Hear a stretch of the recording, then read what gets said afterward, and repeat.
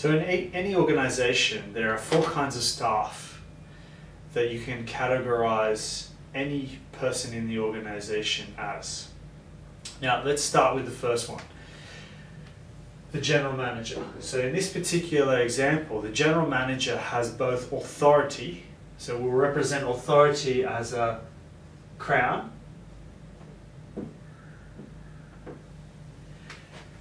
and influence.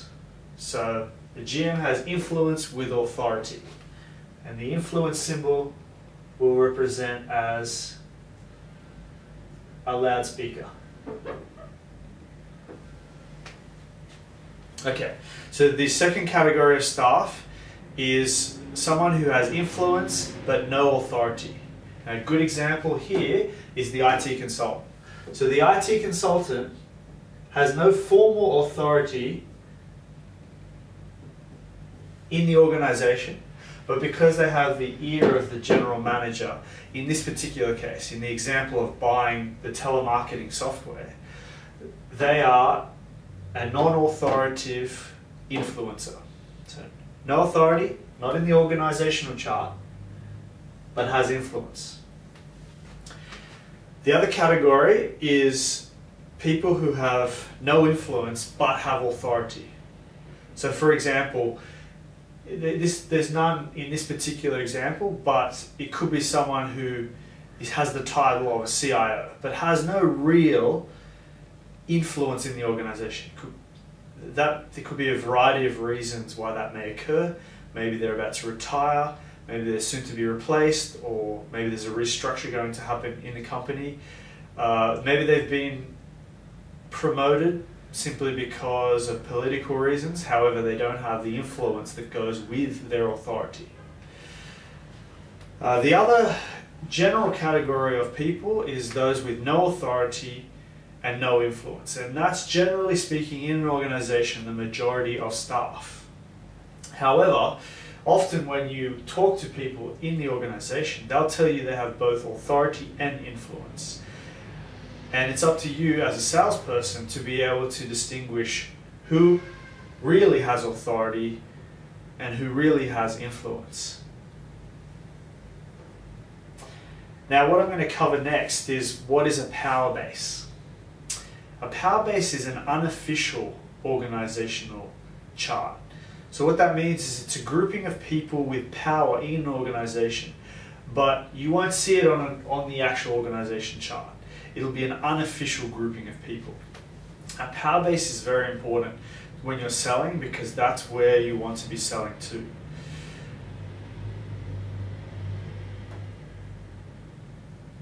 So how does a power base form? Now, a power base forms because of the way companies usually work. Now, for example, let's take this telemarketing company.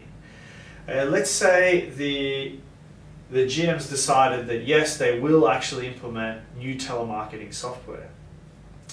Now, who will actually run that project? Who will evaluate the software? Let's take the IT consultant out. The IT consultant has done the initial work, but now they're no longer involved. Now we're going to have internal staff that will review the software and be charged to implement it. So who's the GM going to pick? Maybe the ops manager. I mean, that sounds like the best person. They're in operations, it will affect them. The problem is, most companies, if they're structured correctly, the ops manager will firstly be busy with operations, which is critical to being delivered to the company. So they're busy with their regular day job. But more than that, the ops manager most likely has bonuses or key performance indicators, KPIs, around delivering to operations. So telemarketing software has nothing to do with that. They could actually spend a lot of time delivering that software, implementing it correctly, and have nothing to show for it because they've neglected their normal duties and therefore they haven't reached their KPIs. So what might happen is, and that's a critical question in how power base forms. How can you get someone to do something new in an organization when everyone's busy doing their regular day job? Sure, you could hire consultants, but that's if you have money, if you have a lot of money. If you don't have the money, then you need to find someone in this organization to do that. So that's what will happen. The general manager will reach out in the organization and find people who are willing and able, basically put their hand up to take on the task. And it may very well not be his direct reports because they're far too busy with their regular jobs and they don't have the time. So they may look further down. So in this particular example, let's say the operations manager then asks his campaign managers, would they be willing? And for example, this campaign manager decides that, yes, I'm going to put my hand up, I will evaluate the software, I will implement the software. So what happens is now this campaign manager is excused for some of her duties, which means she has more time, or that necessary time to actually do the necessary work. And let's say this campaign manager has a particular telemarketer that she knows has some of the skills that's necessary for the job. So she may actually go to the general manager, yes, I'll do this task, however, I need this particular person. And for example, now the campaign manager successfully rolls out that software and it's a great success throughout the company. Now, that means that this campaign manager's recognition throughout the company has grown, especially since she very likely will be talking to all areas of the organization. She'll be directly speaking to the general manager. She'll have a lot of exposure to the general manager. And slowly, the campaign manager's influence will build through the organization, especially when that project's delivered successfully.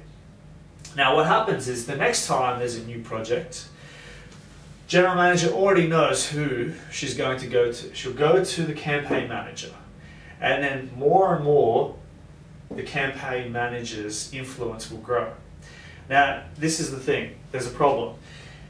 Pretty soon the campaign manager's influence will outgrow her authority. So she'll have influence, but she'll still be relatively low on the chain.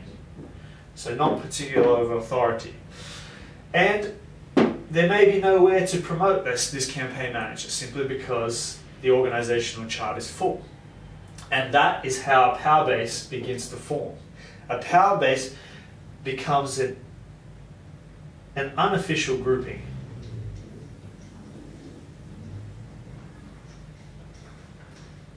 Of power throughout that organization.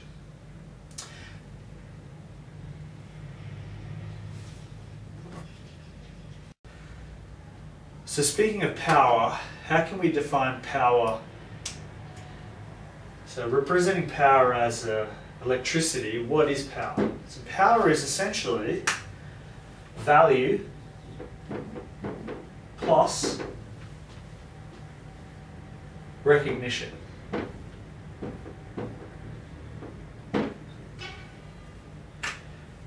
That's an I. So what do I mean by that? Value is quite simple to measure. Value is simply the effects on the company's finances. Now if you think back to our initial module on company finances, and we look at the income statement, income expenses, and the balance sheet, assets, liabilities. Now value is one of four things. It's the income increasing, the expenses decreasing, the assets increasing in value, or the liabilities decreasing in value. So that's very easy to measure. Somewhere,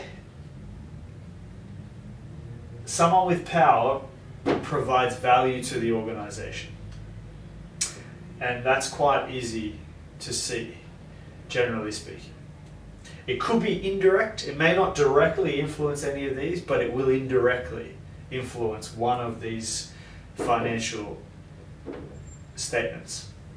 Now, recognition we've also covered. Recognition is simply a measure of the trust and influence a person has. So we talked about influence on the organizational chart. So influence is the amount of dotted lines someone has as unofficial connections throughout the company, people that they influence. So if you remember, the symbol of influence was the loudspeaker. And that's simply it. Power is value plus the recognition. So it's no good providing value if no one sees it. So, and it's no point being very visible to the organization if you're not producing value.